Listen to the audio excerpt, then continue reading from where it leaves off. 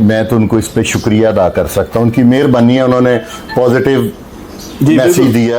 यार वो बहनोई जो फौत हो गया, अल्लाह ताला उसे जन्नत में जगह दे। आमीन आमीन। जो बाकी रिश्तेदार हैं उनकी जिंदगी तो आसान करनी चाहिए कि नहीं। बदमाशी के मैं अगेंस्ट हूँ, मनशियात के खिलाफ मैं बहुत ज्यादा हूँ। अगर कैसर भट्ट साहब गुनाहगार हुए तो पुलिस ठोक के गुनाहगार लिखेगी ना। ऐसा कोई कानून है कि बंदा अदालत में इंटरम करा के सर मैं क्लियर हो जज के okay you may go now. अस्सलाम वालेकुम नाज़रीन लाहौरी चर्चा टीवी से अदनान खान। नाज़रीन मेरे साथ इस टाइम सीनियर तजियाकार सैयद फुरकान शाह साहब मौजूद हैं।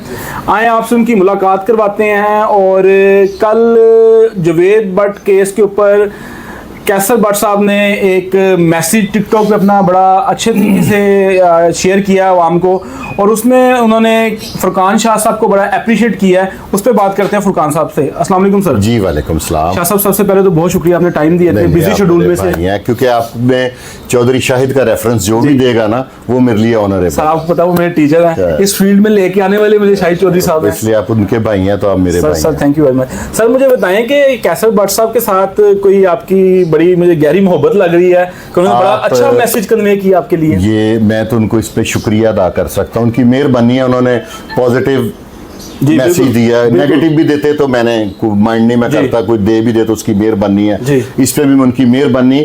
और इस बात को आप जस्टिफाई कर लीजिएगा, वेरिफिकेशन कर लीजिएगा। मेरी कैसर भट्ट साहब से ना जिंदगी में कभी टेलीफोन पे बात हुई है, अच्छा, ना कभी किसी फंक्शन पे मुलाकात हुई है। अच्छा, 1 से 2 फंक्शनों में इनके बड़े भाई अल्लाह ताला उन्हें जन्नत नसीब करे बाबर भट्ट साहब, उनसे हुई थी, क्योंकि मेरी रिहाइश भी उधर DHA साइड पे है। अच्छा। और वहां पे मेरा ऑफिस था, प्रॉपर्टी का मैं बिजनेस करता था, तो प्रॉपर्टी से रिलेटेड मेरे एक दोस्त हैं, बुजुर्ग दोस्त हैं अजीदीन मोहम्मद साहब, ठीक है, मेऊ बरादरी से उनका ताल्लुक है। उनके किसी फैमिली फंक्शन में आए थे तो वहां पे सिर्फ जस्ट हाथ मिलाया था। अच्छा। मैंने उनको नहीं, उन्होंने मेरा तारुफ बताया था कि ये मेरे भाई हैं, प्रॉपर्टी डीलर हैं, तो उन्होंने उनका बताया था बाबर भट्ट साहब हैं। इससे ज्यादा ना कभी मैं मिला। कैसर साहब से कोई आपकी इंटरेक्शन नहीं है, कभी मुलाकात नहीं। सर इतना मतलब उन्होंने बड़े अच्छे तरीके से उन्होंने आपके लिए आपको अप्रिशिएट किया है कि मैं उनकी जो जितनी भी बातें हैं फुरकान शाह साहब की, मैं उनको अप्रिशिएट करता हूँ। वो जितनी बातें करते हैं बड़ी ही ऑथेंटिक, परफेक्ट, और मैं उनकी बातों पे अमल करता हूँ। चले उनकी मेहरबानी है। मैं किसी भी पार्टी का हिस्सा ना हूँ, ना मैं बनना अफोर्ड कर सकता हूँ, क्योंकि मैं कारोबारी आदमी हूँ। थोड़ा बहुत मुख्तलिफ चैनल्स हैं मुझसे आपकी तरह प्यार करते हैं, वो मेरा तजिया ले लेते हैं, मैं बोल पड़ता हूँ, ये मेरा शौक है। अपना तो मेरा चैनल भी कोई नहीं है। अच्छा, हाँ जी, सही है, तो आपने बड़ी बड़ी बात अभी मेरा कोई चैनल नहीं है। और मैं ये जो दुश्मनी है ना, इसमें कई लोगों ने चैनल बनाए थे जी, तो मैंने इसलिए भी नहीं बनाया क्योंकि ये आप सबके चैनल, शाहिद चौधरी का चैनल, ये मेरे जाती चैनल है, मैं इनको समझता हूँ। तो मैंने इसलिए नहीं बनाया क्योंकि काफी लोगों ने ये दुश्मनी की वजह से चैनल बना लिए थे। अब कल भी मैंने एक चैनल पे तजिया दे रहा था, तो मैंने वहां पे उन्हें कहा था कि अब वो लोग क्या करेंगे जो इस दुश्मनी पे बोलना ही सिर्फ जिन्हें आता है, मैं तो मुख्तलिफ इश्यूज पे बोलता हूँ, तो वो अब क्या करेंगे। वो अब मैंने उन्हें मशवरा भी दिया था, मेरे भाई हैं वो, कि वो परचून की दुकान करें, रिस्के हलाल कमाए। नहीं मजाक नहीं, सीरियस, अच्छा कारोबार है। मेरी अपनी ख्वाहिश है कि मेरा कोई अच्छे लेवल का कोई बड़ा स्टोर होना चाहिए, मेरी अपनी विश है कि मुझे भी स्टोर में बनाऊं किसी अच्छे पोश एरिया में ना। तो ये कोई बुरा बिजनेस नहीं है, बंदा स्टेप बाय स्टेप तरक्की कर ले जिस किस्म के।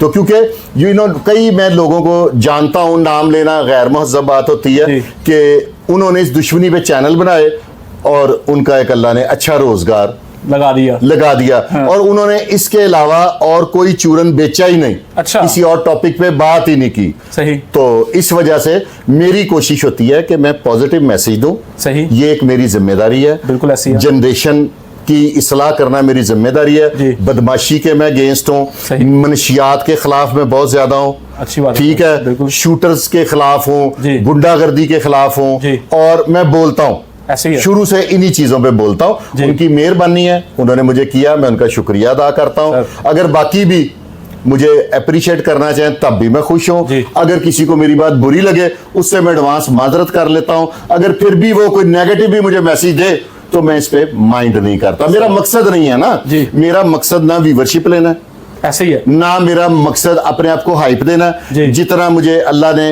पॉपुलर खाया मेरे लिए इट्स एनफ फॉर मी। अच्छा, मेरे लिए ये काफी है ना। बहुत अच्छी बात है। सर मुझे ये बताएं कि कैसर भट्ट साहब 20 तारीख को क्या कोर्ट में पेश होंगे जैसे कि उनकी इंटरम हुई अभी, मैंने आपसे पहले भी रिक्वेस्ट कराई है कि जो जिम्मेदार शहरी होता है ना, उन्होंने कल अपनी टिकटॉक में फरमाया कि 22 तारीख है उनकी, 21 तक उनकी इंटरम है। अच्छा। 22 को सुबह अर्ली इन द मॉर्निंग वो कोर्ट में पेश होंगे।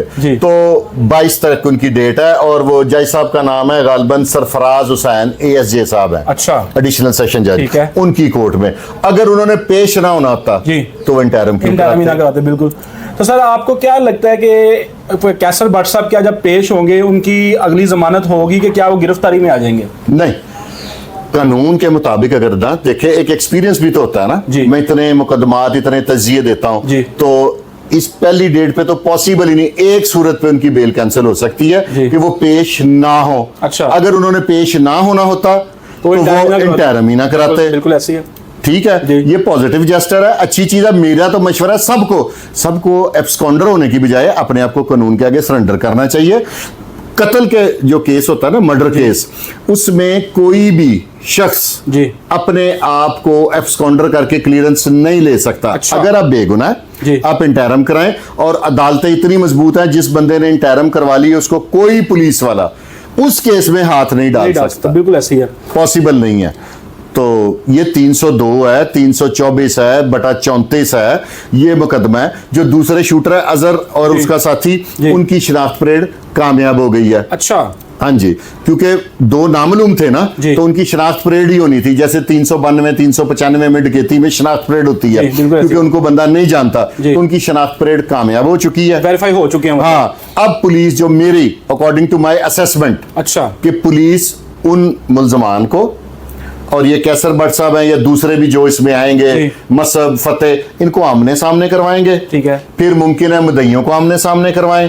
फिर इसमें 2-4 तरीके पुलिस लेगी कोर्ट से। अच्छा।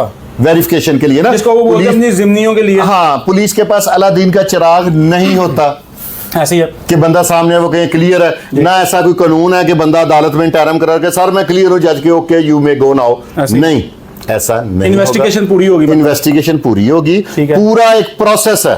ठीक है। उसमें से गुजरना पड़ेगा। ठीक है। एक पूरे इस सिस्टम का हिस्सा बनना पड़ेगा। इस प्रोसेस में से गुजरना पड़ेगा।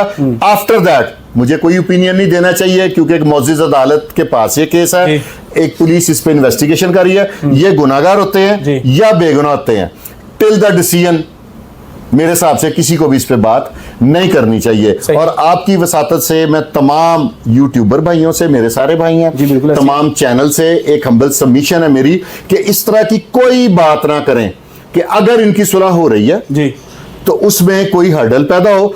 कुछ दोस्त कल मेरे पास तशरीफ लाए थे, वो मुझे सवाल कर रहे थे कि देखे जी तीफी भट्ट का बेनोई है, फलाना हो गया। यार वो बेनोई जो फौत हो गया, अल्लाह ताला उसे जन्नत में जगह दे। आमीन, आमीन। जो बाकी रिश्तेदार है उनकी जिंदगी तो आसान करनी चाहिए कि नहीं। exactly, ये बलाज के घर वालों के लिए भी मेरा मैसेज है, तीफी भट्ट साहब की फैमिली के लिए भी मेरा मैसेज है कि जो बाकी जिंदा है ना, उनको खुल के जीने दिया जाए, सेफ साइड रखें उनकी। उनकी देखे ना, एक बंदे के बदले की खातर आप खानदानों के खानदान डिस्ट्रॉय कर रहे हैं, नस्लें तबाह हो जाती हैं, बच्चों की तालीम डिस्टर्ब हो जाती है, बच्चों का फ्यूचर डिस्टर्ब हो जाता है। तो इसलिए थोड़ा सा कूल डाउन करें। जो हो गया 30 साल आप लोगों ने लड़ लिया और इट्स एनफ।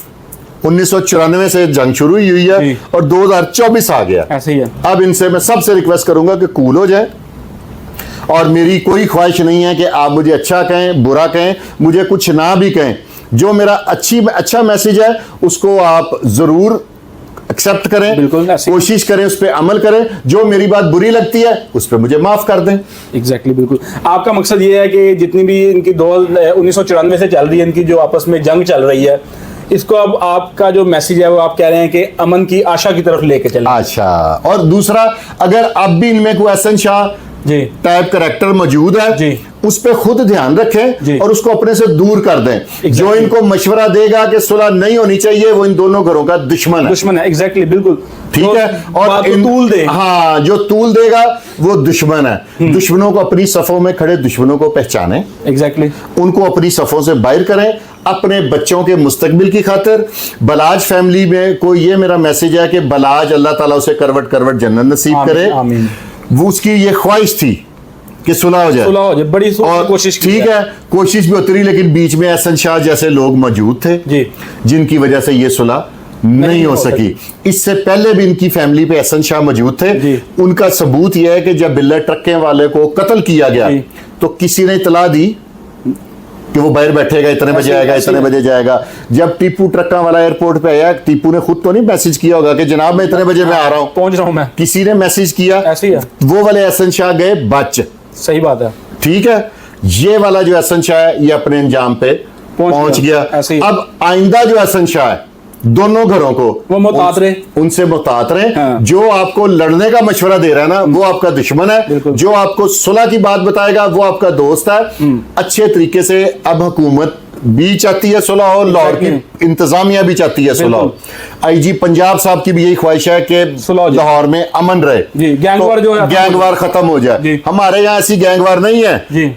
ये लाहौर शहर है, ये इंडिया नहीं है जहां पे वो क्या नाम है उसका, बिश्नोई। ठीक है, वो पूरे उसने इंडिया को तिगनी का डुगडुगी पे नचा रहा है वहां की पुलिस को। सलमान खान जैसे बंदे को नचा रहा है वो। नहीं, सलमान खान तो शरीफ आदमी है ना। जो आर्म्ड फोर्सेस है उनकी, आर्म्ड फोर्सेस को लॉरेंस बिश्नोई डुगडुगी पे नचा रहा है, डुगडुगी पे। और ये जेन्युइन है, 10 साल से नचा रहा है। इतने बड़े मर्डर करता है फिर उनको ऑन करता है। हमारे यहाँ पे ऐसा कोई सिस्टम नहीं। हमारी रियासत भी मजबूत है, हमारे इदारे भी मजबूत है, हमारे इदारे किसी को पनपने नहीं देंगे। और मेरा ये मैसेज है, प्लीज आप लोग कोई भी ऐसा थंबनेल ना लगाएं, सही बात, ऐसी कोई बात ना करें जिससे इंतशार फैले। बिल्कुल ऐसी है सर। पुलिस पे मुझे 1000% बिलीव है कि कोई भी पुलिस वाला बेगुनाह को गुनाहगार और गुनाहगार को बेगुनाह नहीं करेगा।